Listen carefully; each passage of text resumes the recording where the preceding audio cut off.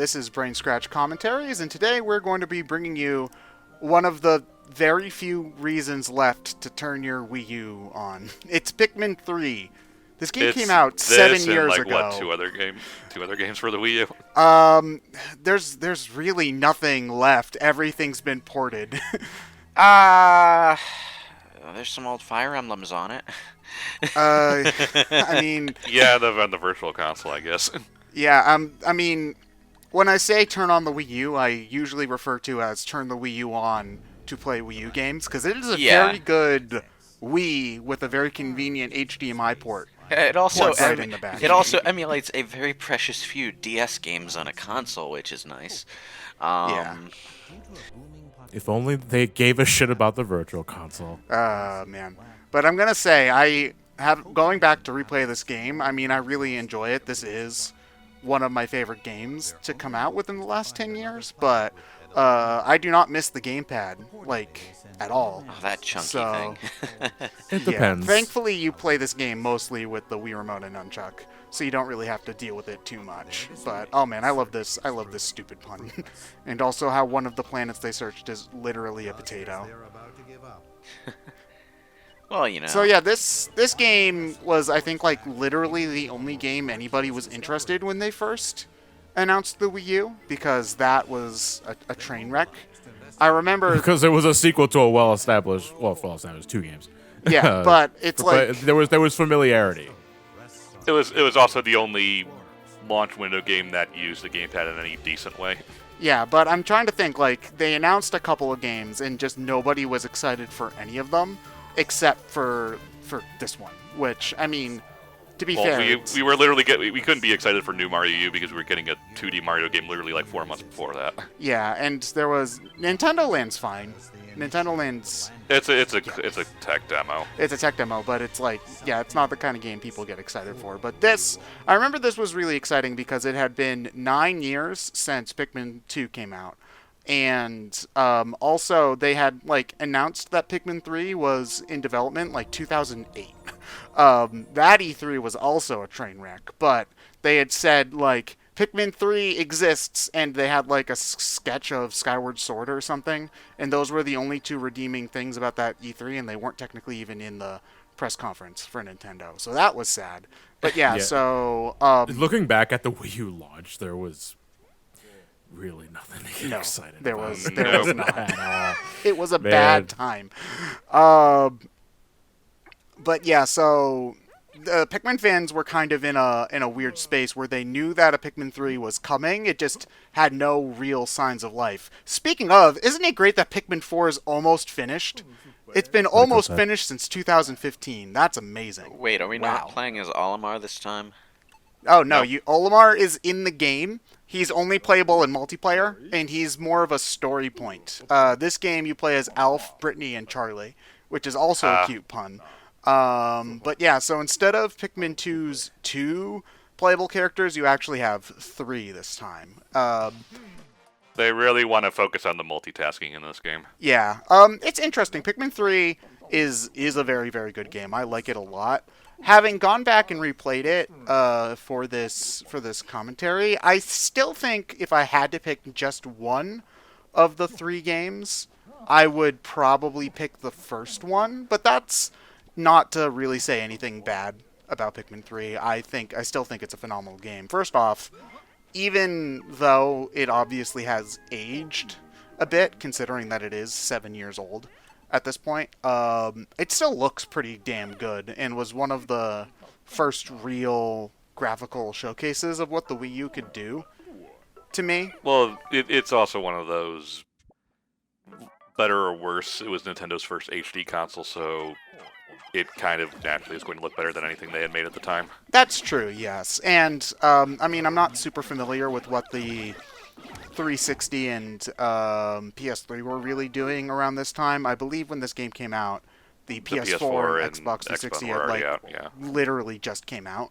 So I'm not super familiar with that era of those games. I don't know how well it compares, but this is, I think, really one of the first truly graphically outstanding games to come out on the Wii U. And actually, now that I'm thinking about it, the only other game that I can think of that had really good graphics on the Wii U was like Star Fox Zero. Are we talking specifically first parties? I mean, I guess in general, Nintendo. Because I feel that's kind of hard to gauge given the amount of third party releases. there were third-party releases on the Wii U. Just Dance 4, Sonic Zombie Lost World. U. A whole mess of ports. I'm pretty sure Assassin's Creed 3 looked good on the Wii U. Yeah, but didn't that come out like 2 years after when Assassin's Creed like 5 was I'm pretty coming sure out? it looked good on the Wii U. It's not the point, Ted. Yeah, but I mean, in terms of like, yeah, Nintendo didn't really try too hard to push the envelope with their other first-party games graphically on the system, aside from it just being HD. Because like Mario 3D World, I don't really think was spectacular looking, all things considered. No, and it ran like crap at points. It was just a continuing. They were just continuing the path they set with the Wii, where we don't really care about the generation we are in terms of graphics. It's just that we just want to make first-party titles and just make it keep coming back. Yeah, but You know, at there's least just- on the Wii, they tried to do interesting things art style-wise to make up for it. You know, like, say what you will about Skyward Sword, technically. It at least tried to go for an interesting art style. You have stuff like Kirby's Epic Yarn came out on the Wii, Wario Land Shake It came out on the Wii. I guess you could even count, like, Donkey Kong Country Returns if you really wanted to. There's a number say so. of games That's that good. tried interesting stuff art-wise on the Wii from Nintendo. And in the Wii U, they just kind of stopped.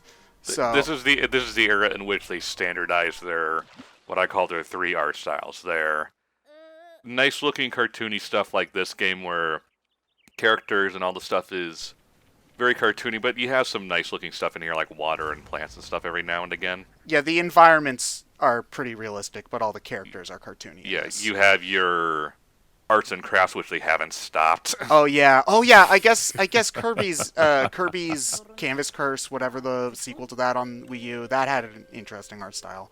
Okay, I'll give them one.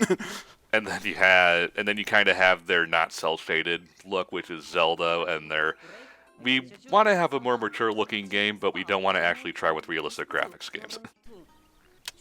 Yeah. I guess you could they sort of started with that in the Wii as well, because Yeah, 'cause, Prime I mean, 3 kind of had that going, although more bloom than cel shading, but you know. Yeah, Yeah, that's Twilight Princess. yeah, They can both have bloom, John, all right? yeah. No, So it's one of those. This was around the time period where they really standardized. We have those 3 art styles and nothing else. At the same time, though, is veering away from those 3 art styles really in Nintendo's MO at any point? It would be nice if they tried some different things with franchises that could benefit. Wow, from it. okay, this game looks a lot more beautiful when we're away from horrible last-gen snow. Yeah, I would say that the snowy areas... Well, this is just a typical Pikmin problem. The game usually looks a lot better when you're, like, looking at the environments scaled back as opposed to when you're zoomed in, because the game kind of just assumes that you're walking around so you can see the whole Pikmin army behind you Yeah. and whatnot, versus when you zoom in, you know, you generally see that, oh yeah, the textures are a little bit muddy close up because you're supposed to be zoomed out. You're playing an RTS. You're supposed to be zoomed out. Yeah, pretty much. Yeah. This was a problem in the original Pikmin as well. Pikmin 2 looked a little bit better zoomed in, but Pikmin 2 will just generally looks better than Pikmin 1 in almost any Well, the first way. 2 games had the benefit of a lower Wait, resolution, though. I too, just so realized it's we're hard going to have notice. to go through this whole Pikmin tutorial and the character figuring out what the Pikmin do 3 times, aren't we? No, thankfully. They split the tutorial basically up into 2 different sections. You play as Alf we're done with Charlie for a good bit. That was really just like the control tutorial, and this is the gameplay Actually doing tutorial, things. like how you throw, like what you throw Pikmin to, like how you're supposed to, you can do things more efficiently by splitting up labor, stuff like that. I would actually say that this game definitely has the best tutorial out of all the Oh. Pikmin games, Okay. which is good. I mean, granted, since this game is more complex than typical Nintendo fare, it needs a more involved tutorial than something like Mario, Donkey Kong, Kirby, even Zelda to some extent. So you can't really get around it. But when you're replaying these games, there are some times when you just kind of do want to skip to day 2 and actually start playing the game for real. Yeah, that's when he would just make a save file at day 2. Yeah, but thankfully I do like the Pikmin 3 tutorial best because they don't drag it on as long. Pikmin 1's big problem with its tutorial is that there's so much waiting involved because you have to bring stuff back, grow every single individual Pikmin because you start from just the one. Pikmin 2's big problem is that they split everything up and there's a cutscene that goes on for forever every 5 seconds. This game, there still are some cutscenes and stuff, but they fix a lot of the problems by giving you stuff to do early on. They don't make you grow every individual Pikmin. There's ones just hanging around for you to find. So it's just better paced overall. And oh yeah, the Gamepad. This exists. Since there is still to this day no convenient / not ball-bustingly expensive way to record the Gamepad, I didn't. Whenever there's anything that's mandatory to be on the Gamepad, they kind of have it here because the captains have their own Gamepad, I guess, which looks just as awkward to hold as the real one. So that's cool. Can you just hit the minus button to switch screens? No, not in this game, because the way that this game does the dual screens is actually, I think, one of the better ways that they've done it out of most Wii U games. There's just the map on the bottom screen, and, that's all I usually really need when it comes to Wii U or, DS, is just put a map on there. But there is some interesting things you can do with the map, because once you start getting to people splitting up and stuff like that, you can use the map and drag and direct people where to go so that you can more effectively multitask. So instead of Pikmin 2, there was a lot of I move Olimar here and now I switch to Louie to move him there. And so you technically were more efficient, but there was still a lot of stop and go. You can skip a lot of the waiting around for just walking from place to place and focus more on the what you're actually trying to do versus... You can't program the partner to do anything in 2.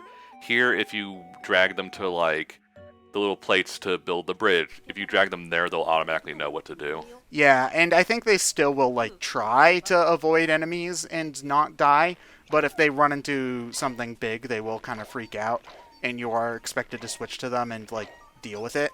But, so it's, they're clearly... not the smartest when you're delegating them, but it's still a massive improvement, and it's one of the best things about this game. You see that? I did that. You did that? Imagine what I can do to you.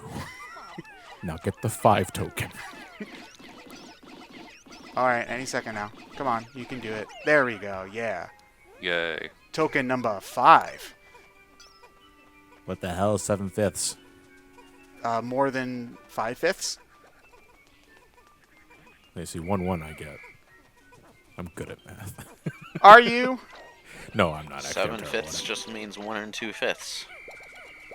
No, it means... Oh, yes, it does. You're right. I am also bad at math. Some nerds we are, right? Isn't being good at math, one of the only redeeming qualities? Absolutely not. Okay, well, then what are the other ones? Just being horny all the damn time. Well, everyone's horny. They just don't admit it sometimes. That seems to have more to do with the societal... No, I would say nerds are the most loud about it. I don't know. Have you seen jocks? Well, here, I guess the difference is that jocks get laid, so they're not as obnoxious. There's less pent-up sexual frustration there. Huh. Yeah, and... I just what is this enormous thing is that the idea of a box is alien to this character. It made out of cardboard, and with the number It's still 20 a written on it. it's still a box.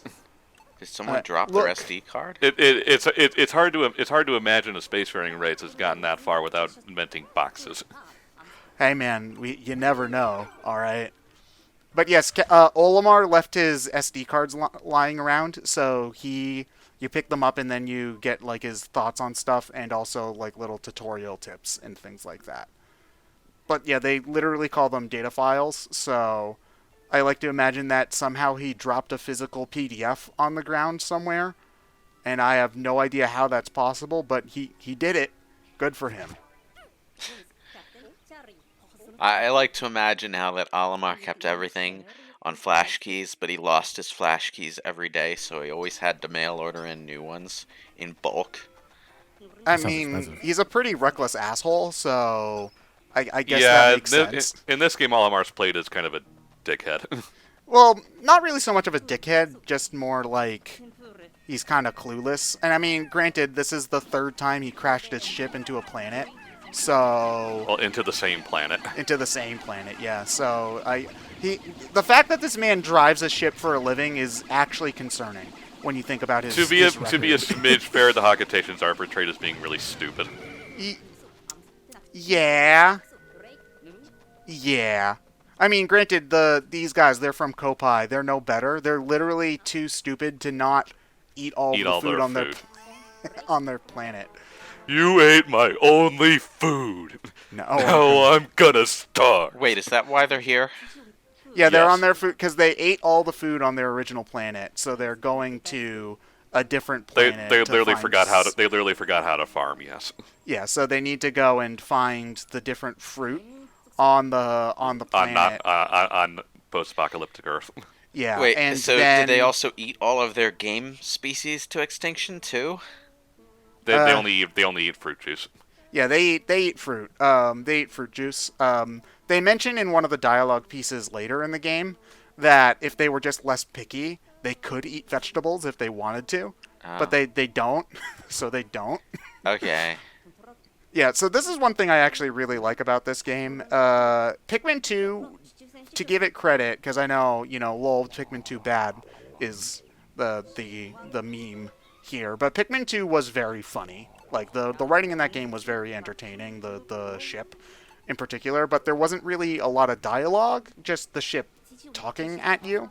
This game has the same sort of charm, but also has like actual characters talking to each other with personalities and relationships, which lends it to, I think, like the perfect kind of light Nintendo story that they kind of try to go for. And you see in other games like Mario Odyssey, Yeah. to some extent, where the story's not deep, but there's character, so you Yeah. don't really mind. The cutscenes don't feel like a waste of Pikmin time. 1 really just had Olimar, and Yeah. Pikmin 2 had Olimar and Olimar Light. At the same time, though, I feel that for Pikmin 1, that gave it a unsettling Yeah. presence. Yeah. Yeah, Pikmin 1 definitely has a more eerie, lost in the woods kind of vibe, and Pikmin 2 and 3 definitely lean lighter. Yeah, when you know. people talk about like how a game in a series tends to have like a more secluded or isolated feeling than its sequels, I tend to think, yeah, and I think maybe that's because you can only maintain that sort of feeling for so long before it gets old. So, Also without expecting your main character on their fifth run around on the abandoned Yuri spaceship of monsters to just be over it at this point. You crashed the rocket again, didn't you, Olimar? I mean, I guess that is kind of the problem that happened to Metroid, right? Because, they generally had the alone, eerie... I don't know. I feel there hasn't been enough games. Well, there's been more Metroid games than Pikmin games. True enough. I think it's more the Resident Evil problem, where at this point Chris, Leon, etc. are all like, they know what to fucking do, and that's why we went with Ethan and 7. Yeah, but, I mean, you kind of see that with Samus, though, in Metroid, where people couldn't accept that Samus had a fear of Ridley, despite it making sense in character, because she'd done this, 8 times, and so, to us, it sounds like, okay, well, why would you be scared of him? You've blown him up 5 times. You can Like come Samus- up with a... Samus, maybe if you actually ate the vegetables on the planet, you wouldn't have this problem. How can she eat them through the mask, though? that's not even just a counting nose. the 1 or 2 times where she blew up Ridley and then blew up a mechanical version of Ridley in the same game or something. I don't know how you could be afraid of Ridley after seeing dopey-ass Metroid Zero Mission Mecha Ridley. But anyway, Yeah, we'll Adam's see out. you all for the next episode of Pikmin 3. Goodbye.